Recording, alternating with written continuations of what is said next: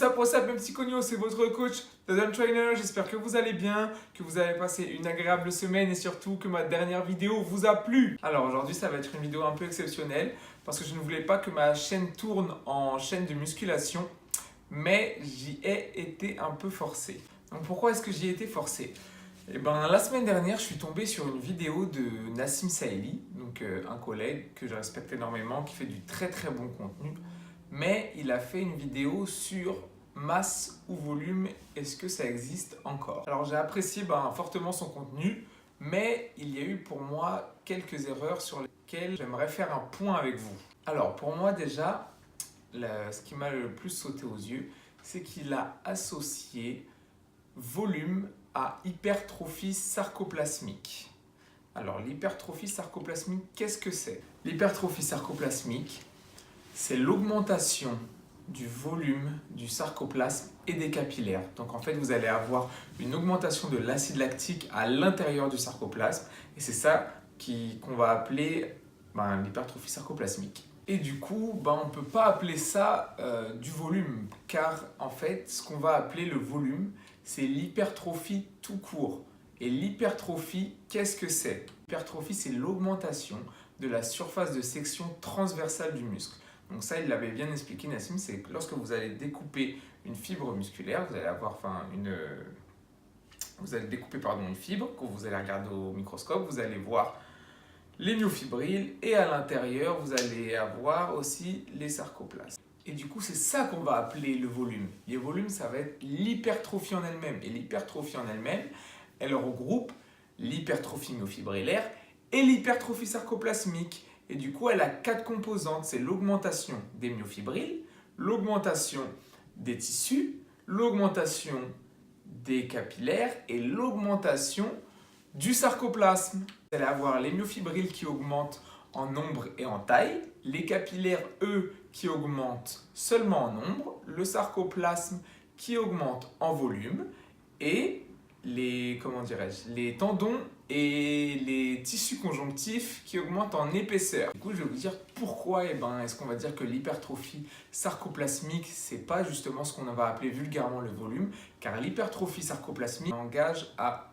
aucun bénéfice structurel. C'est pour ça qu'il va falloir qu'elle soit couplée à l'hypertrophie myofibrillaire pour créer du volume. Donc c'est en couplant l'hypertrophie myofibrillaire et l'hypertrophie sarcoplasmique, chose que l'on va appeler hypertrophie simplement, que l'on va avoir une prise de volume. Vous allez me dire, oui, mais du coup, elle sert à quoi l'hypertrophie myofibrillaire, elle? Eh bien, l'hypertrophie myofibrillaire, elle, c'est l'augmentation du matériel contractile, donc ce qu'on a vu, les myofibrilles, et l'épaississement des tendons et de vos tissus conjonctifs. Du coup, je vous refais un point sur ce qu'est un cycle de volume. Donc, l'hypertrophie. L'hypertrophie correspond au volume musculaire et donc à l'hypertrophie sarcoplasmique plus à l'hypertrophie myofibrillaire. Sachant que les myofibrilles se travaillent mieux sur un travail qui va être alactique, donc des efforts un peu plus lourds qui ne sont pas d'endurance, et le sarcoplasme, lui plus sur un travail lactique, donc des efforts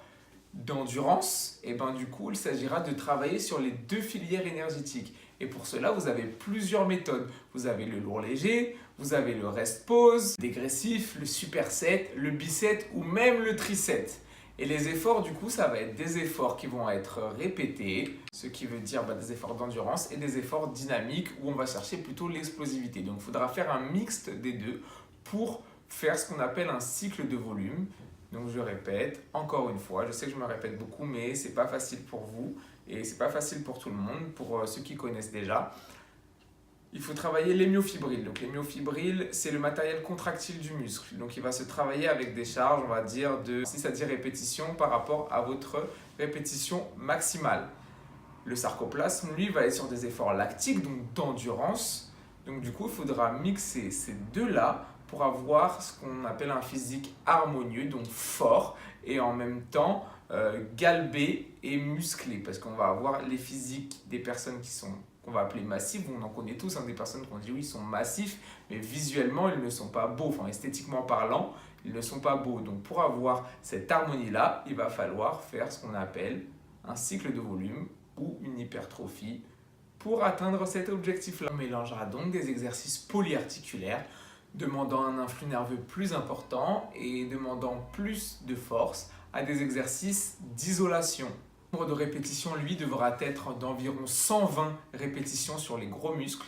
Donc on va dire, si on prend l'exemple des pecs, eh ben, il faut qu'à la fin de votre séance pec, vous ayez fait au maximum environ 120 à 130, 140 répétitions sur le même groupe musculaire. Et pour les petits groupes, on va être sur du 80 répétitions. Voilà, j'espère que je vous aurai éclairci, que cela aura été clair. Si vous avez des questions, n'hésitez pas à les poser dans les commentaires. Si ce type de vidéo vous a plu, dites-le moi aussi dans les commentaires. Pensez à mettre un pouce bleu, pensez à vous abonner surtout. Et encore une fois, je n'ai rien contre Nassim, c'est un des youtubeurs pour moi qui a le plus, on va dire, de savoir dans la musculation et qui est le plus pédagogue, qui va savoir le mieux expliquer. Je n'ai peut-être pas sa pédagogie, mais en tout cas, les connaissances sont là. Donc, abonnez-vous et puis je vous dis à la semaine prochaine. Et on n'oublie pas, Michel Chrysler.